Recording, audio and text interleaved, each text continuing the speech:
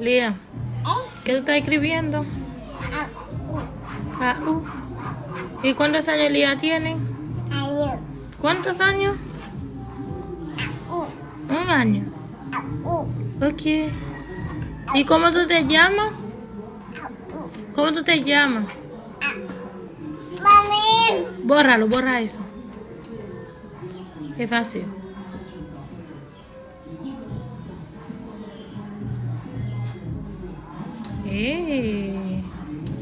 Es fácil, mamá. Oh. Bórralo, sí, bórralo. Pero quita el lapicero. Quita eso encima. Ok. Escríbeme Lía. Escribe. A, E, I, O, U.